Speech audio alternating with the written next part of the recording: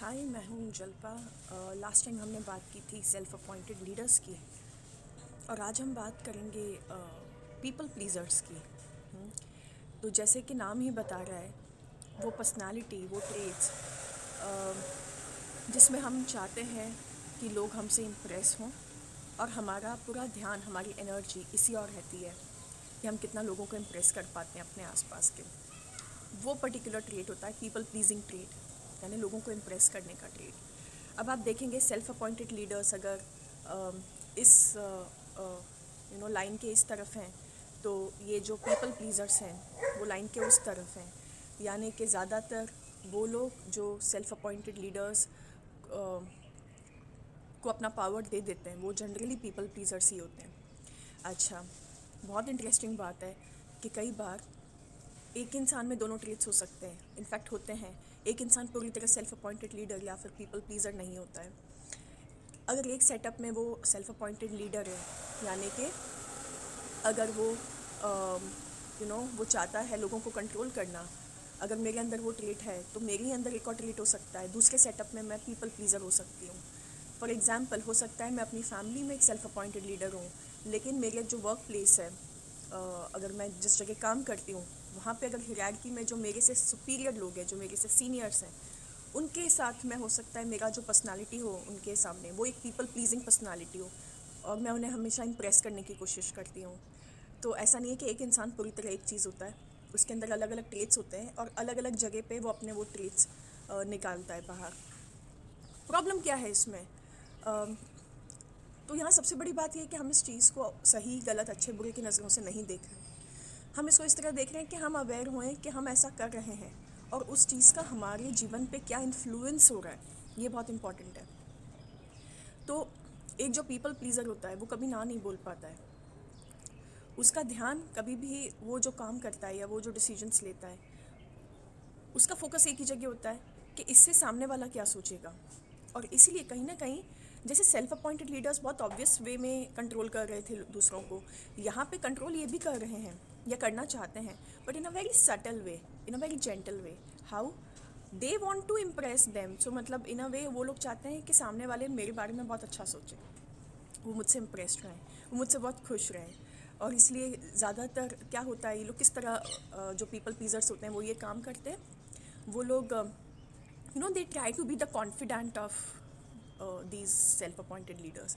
मतलब उनको लगता है कि हम जाके मैं इनको कुछ कुछ तरीके की चापलूसी करूँ, किसी तरह इम्प्रेस करूँ, इनको कुछ अंदर की बातें बताऊँ जाके, ताकि इन्हें लगे कि मैं इनका अंदर का आदमी हूँ, they can trust me.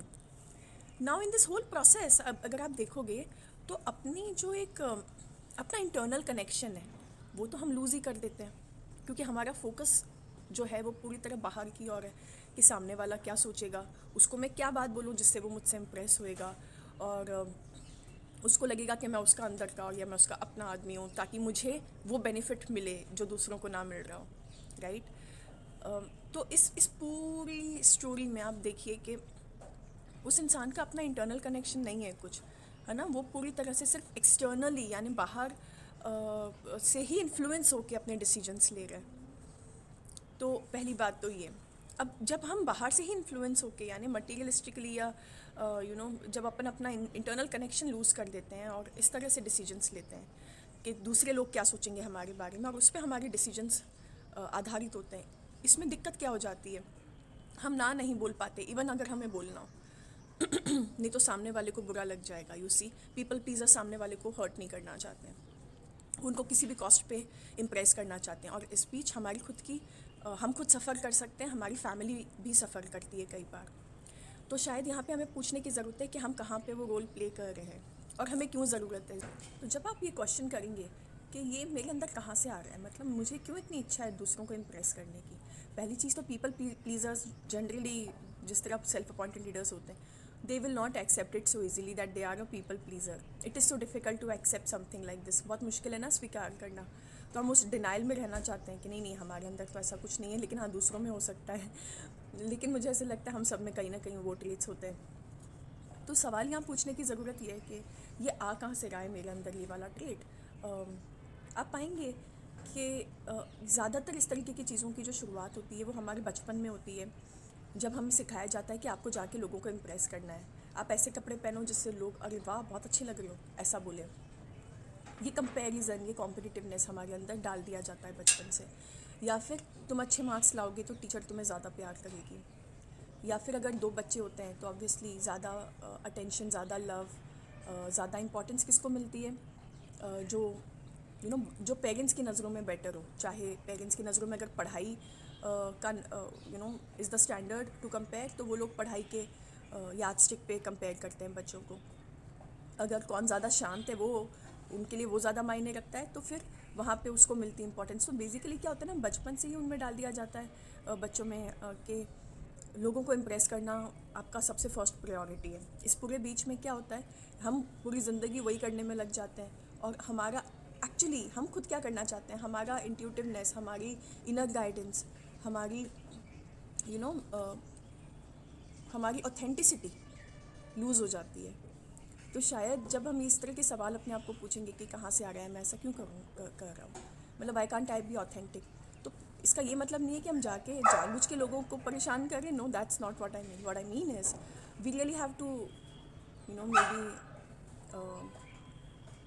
C within कि ये सारे ट्रेट्स क्यों आ रहे हैं, कहाँ से आ रहे हैं और क्या ये मुझे सर्व कर रहे हैं, is it really helping me, और या फिर ये मुझे कहीं ना कहीं अपने आप से ही दूर कर रहे हैं। ये जो पूरी इनऑथेंटिसिटी है, ये मुझे कहीं ना कहीं कई बार मुझे गिल्ट में लेके जाएगी। कई बार मुझे समझ नहीं आएगा कि मैं परेशान हूँ, लेकिन मैं क्यों परेशान हूँ। तो आप इसलिए परेशान हो क्योंकि आपका जो एक इनर एजेंडा है लोगों को इम्प्रेस करने का, हो सकता है वो कई बार वर्क ना करे।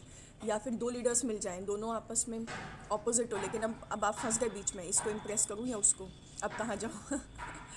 तो इस तरह से कई बार ये चीज़ हमारे ऊपर ही उल्टी पड़ जाएगी और इस पूरे प्रोसेस में हम अपनी ऑथेंटिसिटी खो देते हैं।